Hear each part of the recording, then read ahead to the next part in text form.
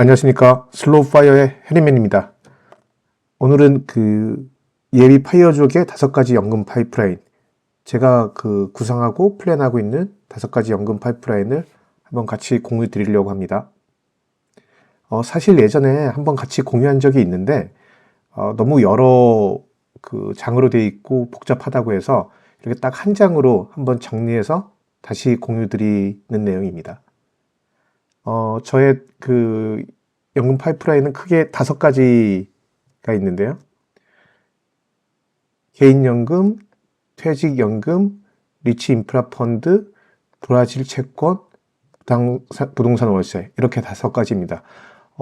저도 이제 한 1년 반, 2년 정도 있으면 퇴직을 준비하고 있어서 이 중에 대부분은 다 셋업이 되어 있고요. 단지 이제 퇴직연금이 기존의 직장으로 옮길 때 그 전에 받았던 퇴직금은 이미 퇴직금 IRP로 따로 돼 있고, 이제 한 1년 정도 있다가 퇴직금 받으면 완성되는 게 하나 있고, 지금 뭐 개인연금도 지금 좀 붙고 있습니다. 그런데 이미 제가 생각했던 금액까지는 올라와 있고요.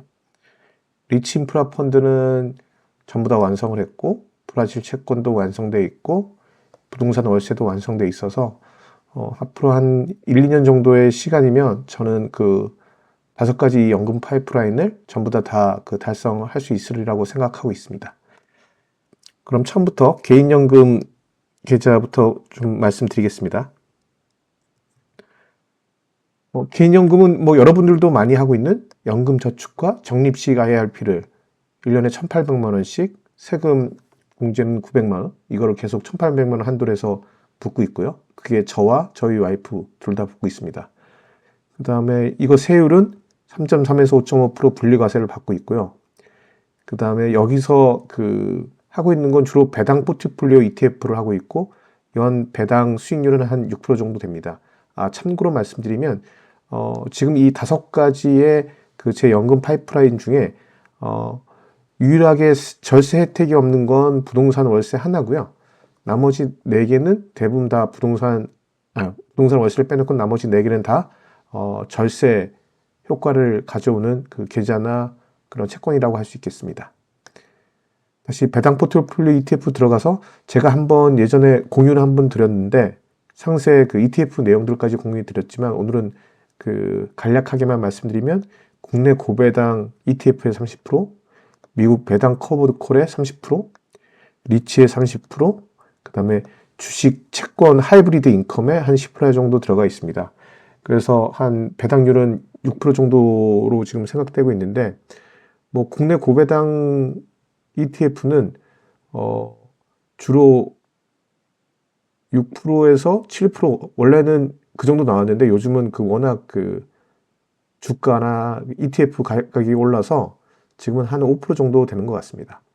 그 다음에 미국 배당 코보드 콜은 얼마 전에도 한번 공유 드렸는데, 미국 배당 ETF들이 생각보다 수익률이 높지 않습니다. 뭐 한 3% 정도 내외가 대부분이기 때문에 저는 여기다 커버드 콜을 씌워서 이 배당 포트폴리오 내에서는 이게 공격수라고 할 수 있겠습니다. 그 다음에 안정적인 리츠가 일본, 한국, 미국 해서 각각 10%씩에서 30% 들어가 있고요. 그 다음에 하이브리드 인컴 ETF가 10% 들어가 있습니다. 두 번째, 퇴직연금은 퇴직금이 들어가 있는 IRP인데요. 이것도 뭐 퇴직금에 대해서 30%에서 40% 퇴직소득세에 대해서 감면을 받고, 또 이자에 대해서도 분리과세 3.3에서 5.5%는 위처럼 똑같이 적용받을 수 있는 거죠. 그 다음에 여기는 퇴직금 IRP에서는 자산 배분 포트폴리오로 운영을 하고 있습니다. 왜냐하면 IRP에는 어차피 위에도 적립식 IRP도 마찬가지지만 한 30% 정도가 안전자산에 포함되게 되어 있습니다. 그래서 자산 배분 포트폴리오는 일반적으로 채권이 한 30% 이상은 보통 들어가기 때문에 자연스럽게 위험 30%는 맞출 수 있는 형태가 되기 때문에 여기서 자산 배분 포트폴리오를 하고 있고요. 여기에는 주식이 40%, 채권이 40%, 금이 20%인데 그 중에 이제 주식도 신흥국과 선진국, 채권도 국내와 미국, 이런 식으로 나눠져 있습니다. 그래서 물론 주식과 채권으로, 금으로 나눠져 있는 것도 있고, 또 달러와 원화의 비율도 50대 50으로 맞춰놓고 있습니다. 그 다음에 리치 인프라 펀드도 제가 그 세 번째 그 연금 파이프라인인데요. 리치 인프라 펀드 둘 다 분리과세 계좌에서 운영을 하고 있습니다. 그래서 리츠 분리과세 계좌는 9.9%로 분리과세 되고 있고요. 그 다음에 인프라 펀드는 15.4%를 그 배당금에 대해서 다 내고 있지만 이것도 분리과세는 받고 있습니다. 리치는 한 7에서 9% 정도 수익률이고요. 리치 ETF로 투자하고 있는데, 그리고 인프라 펀드는 한 6에서 7% 정도 됩니다. 리치 ETF는 뭐 한 우리나라 그 분리과세가 되는 건 그 크게 한 두 가지 대표적인 상품이 코덱스 부동산 리츠 인프라 ETF가 있고요. 그 다음에 타이거에선 타이거 리츠 인프라 탑 10, 요 두 개 종목이 대표적인 분리과세에서 구입할 수 있는 리츠 ETF 투자고요.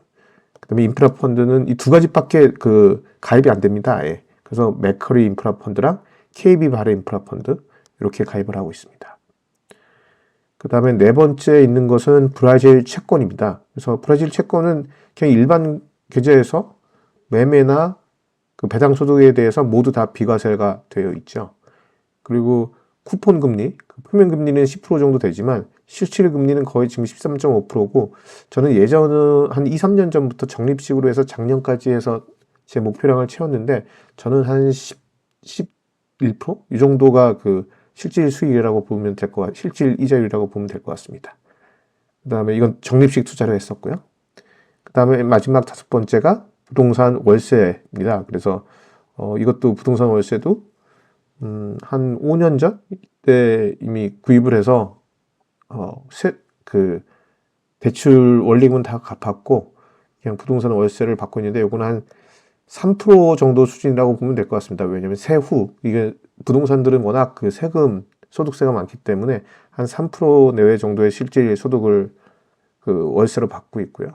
요거 하나만 종합과세 대상으로 되어 있습니다. 그 다음에 국민연금이 있지만, 국민연금은 향후에 65세가 되면 그때 시점에 새롭게 플랜을 짜서 뭐 모자르다거나 아니면 그 안 모자르다 그러면 연기연금을 하든 그건 그때 가서 재설계를 할 예정입니다. 제 이 5가지 연금 파이프라인의 특징은, 첫 번째는 주식과 채권, 부동산 등의 다양한 자산에 지금 투자를 하려고 했었고요. 그리고 주식도 인덱스 지수 투자와 배당 투자를 같이 하려고 했고, 지역도 보시면 알겠지만 뭐 신흥국이나 선진국도 나눠 있고, 그 다음에 선진국은 주로 미국이랑 일본 두 군데 투자하고 있는데, 어쨌든 글로벌로 다양하게 분산을 하려고 하고, 그 다음에 주식도 이건 주식은 지수 투자, 인덱스 투자지만 이쪽에서는 배당 투자 위주로 하고 있고, 뭐 채권, 인프라, 리츠, 뭐 실물, 부동산까지 조금 다양한 자산과 지역의 분산을 배치하려고 노력했습니다. 그 다음에 절세 계좌를 적극 활용하려고 했습니다. 아무래도 그 은퇴에서 가장 이슈가 되는 게 건강보험료라는 얘기를 굉장히 많이 들었습니다. 그리고 실질적으로도 그 건강보험료에 대한 이슈가 그 계속 많고, 나중에 만약에 실질 연금 받을 때 매달 그 세금처럼 뛰는 그 건강보험료에 대해서 조금 걱정이긴 합니다. 물론 내야 되겠지만 그 절감할 수 있는 방안을 찾는 게 중요하다고 생각을 합니다. 그래서 아까 설명드린 이 대부분의 계좌에서 그 절세나 분리과세 계좌를 이용해서 이렇게 적극적으로 활용을 했다, 그렇게 말씀드리고요. 세 번째는 가급적 경기 변동과 무관하게 현금 흐름이 들어올 수 있는 자산이면 좋겠다, 그렇게 생각을 했습니다.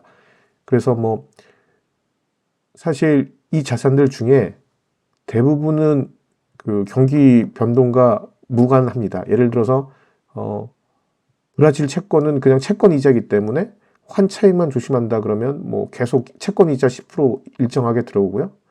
그 다음에 상가도 뭐 경기가 나빠지면 임차인이 빠질 리스크는 있겠지만, 그게 아니라면 임대료도 항상 일정하게 들어오고요. 그 다음에 리츠 ETF나 맥쿼리 KB 바레 인프라, 이거 다 그 주가는 변동이 있지만 그 배당금에 대해서는 실질적으로 그냥 부동산이나 뭐 통행료 같은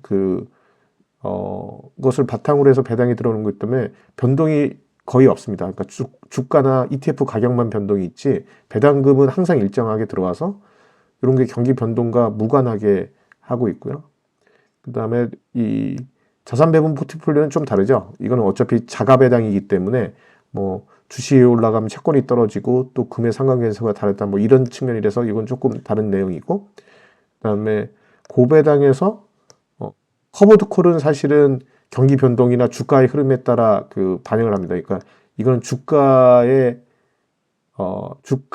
뭐 10%, 15% 이렇게 주가에 해당하는 만큼 분배율이 나오는 거거든요. 그래서 주가의 흐름과 같이 흐르기 때문에 이 부분은 조금 리스크가 있지만 뭐 공격수로 저는 생각을 하고 있어서 이 부분은 좀 당연한데, 나머지 또 이쪽에서 리츠, 그 다음에 고배당 이런 것들도 사실은 뭐 주가의 흐름에 따라 흐르지는 않고 대부분 일정하게 배당이 나오기 때문에 가급적 이렇게 무관하게 경기 변동과 무관하게 현금 흐름을 짤 수 있는 것들 위주로 한번 구성을 했다, 이렇게 보시면 될 것 같습니다. 뭐 이걸 저는 추천드리는 건 아니고, 저는 이 연금 파이프라인이 조금 공부를 하면서 제일 저한테 어울리다고 생각을 해서 이렇게 짰습니다. 물론 또 더 좋은 상품이 나오고 이러면, 또 좋은 포트폴리오가 있다면 교체도 할 생각이 있지만, 아직까지는 이걸로 제 향후 은퇴 시점에 파이프라인을 형성하려고 합니다.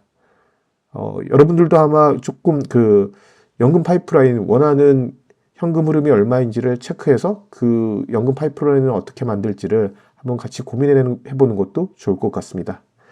오늘은 여기까지 말씀드리도록 하겠습니다. 슬로우 파이어의 해리맨이었습니다. 감사합니다.